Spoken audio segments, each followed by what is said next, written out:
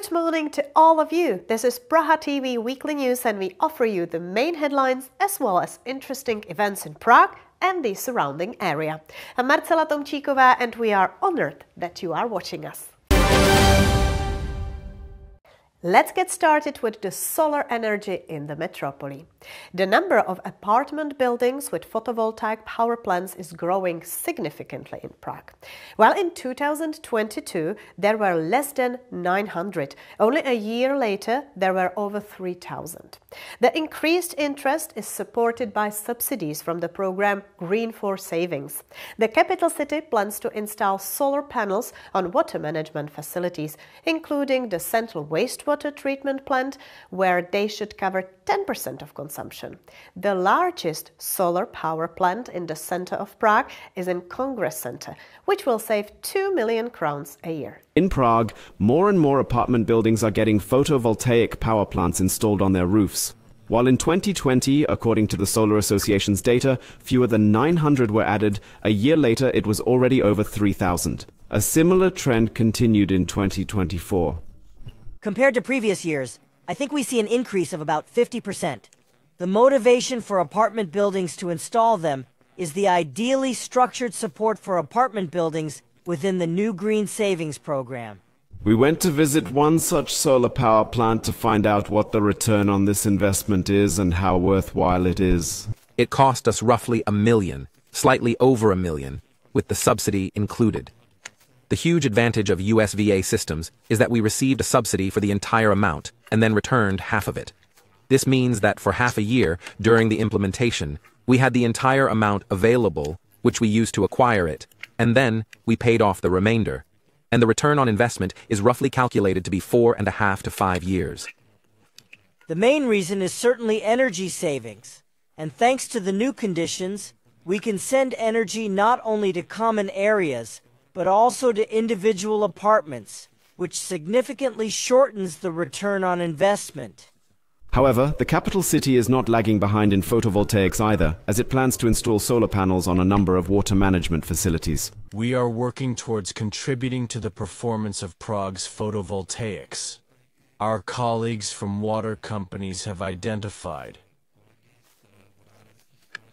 whether from the Prague Water Management Company or Prague Waterworks and Sewerage, a total of 73 facilities, which we would like to equip with photovoltaic power plants in the coming years. We have calculated that the total output could be up to 12,000 kilowatts peak. We are talking about savings in the range of several million crowns. Solar panels should also be installed on the covered section of the new water line at the central wastewater treatment plant. These panels would cover 1/10 of the treatment plant's total electricity consumption. This means 10% of what we consume there, which is certainly not a small amount. It's something that will be reflected in the pricing of water and sewage services, and citizens will notice it in their wallets in a positive sense, as they will save money. Even the Congress Center decided to save some time ago. The photovoltaic power plant on the roof of the Congress Center is the largest in downtown Prague and for perspective is even larger than a football field. It consists of more than 2,000. We actually have a whole year when we were producing. The photovoltaic power plant, which has about 2,080 panels, produced 1,000 megawatt hours for us in 2024, which in financial terms is about 2 million crowns saved compared to market prices. Interestingly, when designing this photovoltaic power plant, experts had to prove that the sun rays hitting the solar panel would not dazzle visitors to the Petrin lookout tower several kilometers away, and they succeeded. The Central Bohemian region knows the best regional food product. They were awarded during the Food Product of the Central Bohemian region competition, which supports smaller producers and recognizes the quality of their products. The winners were officially announced at the exhibition center in Lisa nad Labem. Appreciating quality products and supporting small entrepreneurs is the goal of the annual competition for the food product from the Czech region. It takes place at the exhibition center in Lisa nad Labem. As the name suggests, local products are evaluated in various categories, such as milk and dairy products, meat products, or products made from bee honey, among many others. Today, we are actually awarding prizes for the food product of the Central Bohemian region. The point is that the Central Bohemian region qualifies and evaluates products that are actually produced within the Central Bohemian region. It has very strict evaluations, a very strict panel. The aim of the event is to support small entrepreneurs, helping them to introduce and showcase their new products. They are constantly innovating and each year strive to improve their products, adapting them to market demands, putting their heart into it. It's not just about coming up with an idea, they have to work hard to bring it to life. They are very meticulous, and I am proud of the kind of manufacturers we have in Central Bohemia. The awards are presented by the representatives of the Central Bohemian region, and the winners receive a certificate. This certificate allows them to use the competition's logo as a trademark on their products for 2 years. One of this year's winners is, for example, the Hubertus Brewery, which won in the alcoholic beverages category. The main beer is the Light Sword Ladium, which is our best seller. We also have our bitter lager, which is very popular because it's more bitter, and Czechs really like bitter beer. Then we have the Premium Light Lager, which is a classic 12-degree beer that is popular. Perhaps we make it differently by making it the traditional way, as we stick to traditional production methods, which involve open vats and a 2-mash process. So maybe it's in that authenticity that people like it. The Central Bohemian region plans to continue supporting local entrepreneurs with similar projects. For example, the Central Bohemian Harvest Festival will take place in the fall, another event focused on regional production. You are watching Praha TV Weekly News, and we offer you the main headlines. The construction of the Prague Vltava Philharmonic may be partially funded by the public. Similar to the case of the Prague National Theatre, the City Council has approved the establishment of a foundation fund, into which the city will contribute 30 million Czech koruna. Through this fund, contributions will be collected from private individuals and companies. Leading Czech economists and prominent figures will sit on the management and supervisory boards. The proposal still needs to be approved by the City Council. According to estimates, the construction of the Philharmonic will cost 16.5 billion Czech koruna, excluding VAT. The tender for automatic trains and a transportation system for Prague Metro Lines C and D is in order. The Czech Office for the Protection of Competition rejected objections from Stadler, the company that had raised concerns over the public tender worth 86 billion Czech koruna. The company claimed that the tender conditions were discriminatory. However, the decision is not final, and there is a period for filing an appeal. Therefore, the ban on signing a contract for this tender remains in effect. A new senior home has opened in Prague Petrovice. The renovation of the former nursery building has created a dignified environment for nearly 40 clients. They will receive quality care in a community setting that promotes active aging. The new spaces include residential units, common rooms, and modern facilities. The project cost 120 million Czech koruna and involved the City of Prague, the Ministry of Labor, and the Prague Petrovice district. According to the Czech Prime Minister, the Czech government will do everything possible to save Radio Free Europe, Radio Liberty. Petr Fiala said that he himself had listened to the station during the days of communism in Czechoslovakia and is very proud that Radio Free Europe, Radio Liberty is now based in Prague, where it moved in 1995. Municipal districts in Prague are gradually introducing artificial intelligence into their agenda.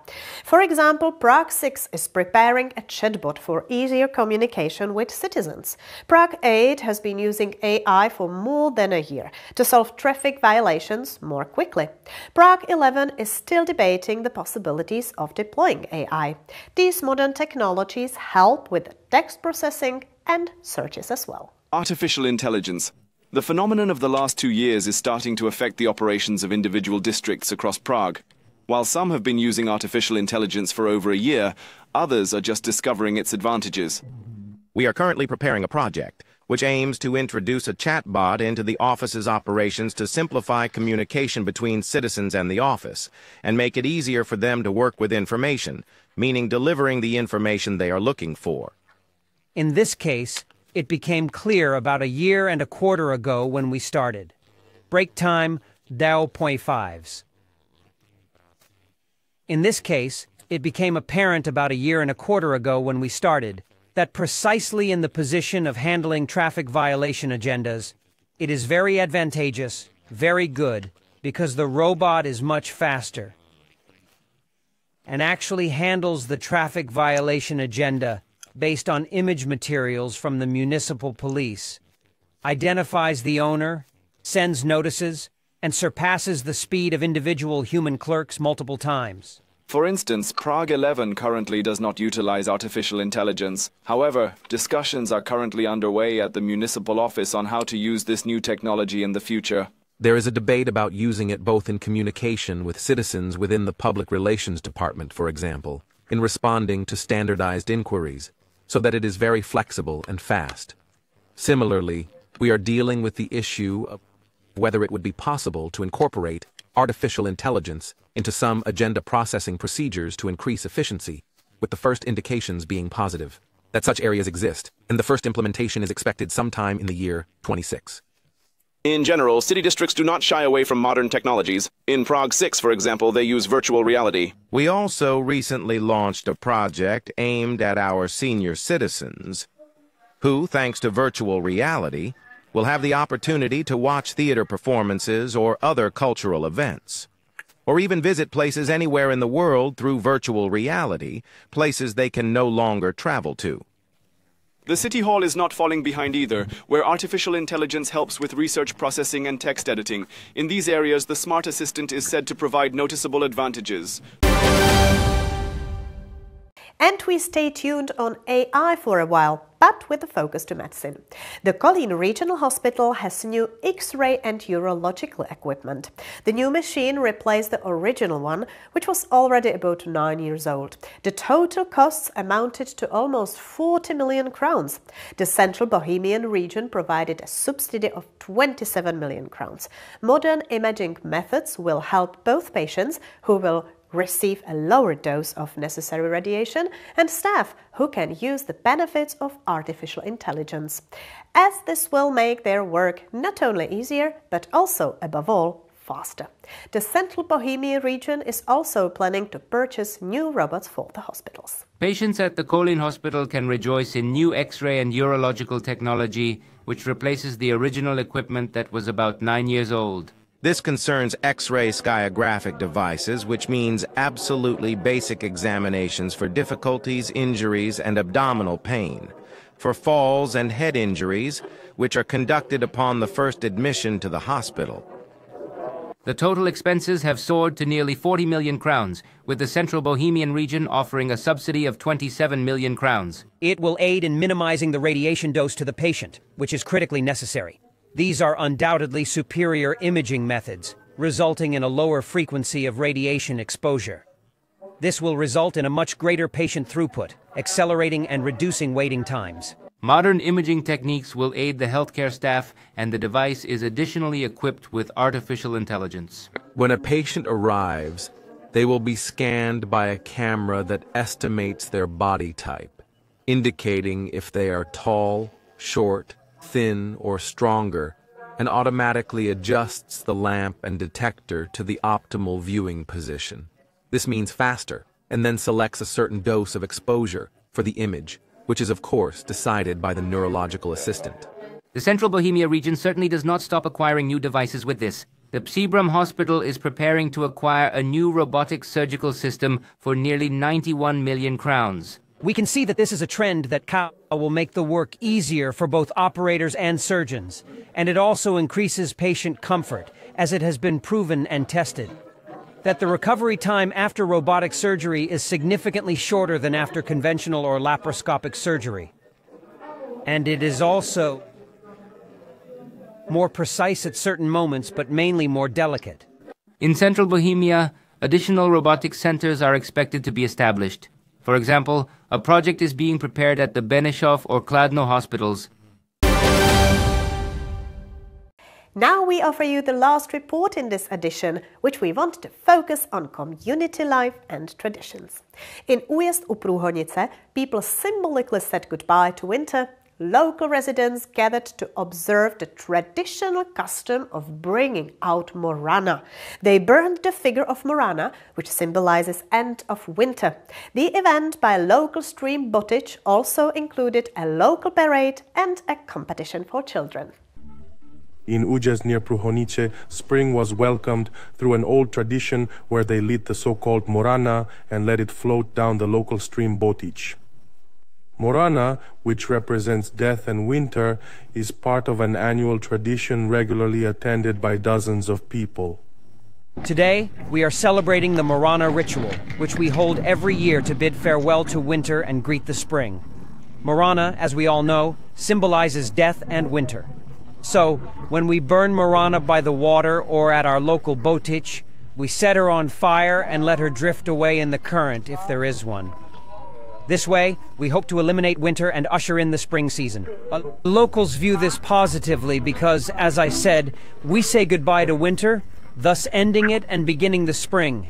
The event featured not only the classic parade to the stream with Morana, but also a contest for the most beautiful spring hat, which local children were tasked with making. The children also participated in creating Morana at the Fomanska Primary School. The children enjoy this every year because it is a Újezd tradition. It is a collective effort, which definitely teaches them how to cooperate and gives them a sense of respect for where they live. And for the traditions of Újezd, which I hope will last for a long time. To have, and it is also part of the fun. Morana was finally burned and sent down the stream. The locals can begin preparing for spring, and they are already painting Easter eggs for the upcoming Easter market at Fomanska Primary School. That's all for this edition of Praha TV Weekly News. Thank you for joining us and staying informed with us.